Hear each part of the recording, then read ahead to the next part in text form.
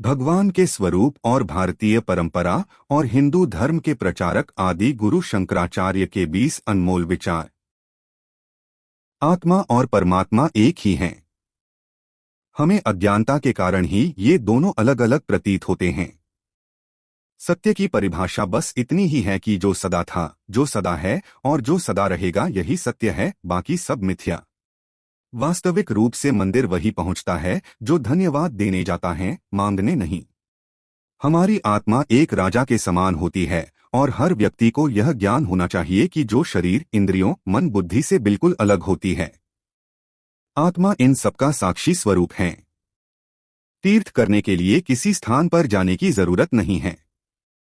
सबसे अच्छा और बड़ा तीर्थ आपका अपना मन है, जिसे विशेष रूप से शुद्ध किया गया हो। आत्मा की गति मोक्ष में है। अज्ञानता के कारण ही आत्मज्ञान सीमित प्रतीत होता है, लेकिन जब यह अज्ञानता मिट जाती है तब आत्मा के वास्तविक स्वरूप का ज्ञान हो जाता है, जैसे बादलों के हट जाने पर सूर्य दिखाई देता है। जब मन में सत्य को जानने की तीव्र जिज्ञासा पैदा हो जाती है तब दुनिया की बाहरी चीजें अर्थहीन लगने लगती हैं।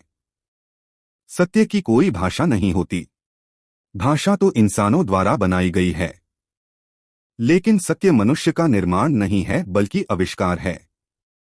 सत्य को बनाना या प्रमाणित नहीं करना पड़ता, सिर्फ उघाड़ना पड़ता है। आंखों को दुनिया की चीजों की ओर आकर्षित न होने देना और बाहरी ताकतों को खुद से दूर रखना ही आत्मसंयम है। वास्तविक आनंद उन्हीं को मिलता है जो आनंद की तलाश नहीं कर रहे होते हैं।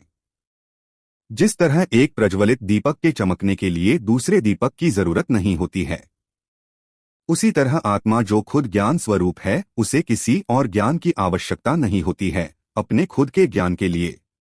यह परम सत्य है। लोग आपको उसी समय तक याद करते हैं जब तक आपकी सांसें चलती हैं।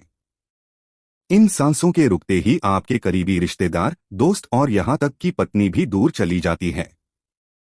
पुरुषार्थहीन व्यक्ति जीते जी ही मरा हुआ है। जीवित प्राणी अहंकार से संपन्न है और उसका ज्ञान सीमित है, जबकि ईश्वर अहंकार रहित और सर्वज्ञ है। हर व्यक्ति को यह समझना चाहिए कि आत्मा एक राजा की समान होती है जो शरीर, इंद्रियों, मन, बुद्धि से बिल्कुल अलग होती है। आत्मा इन सबका साक्षी स्वरूप है।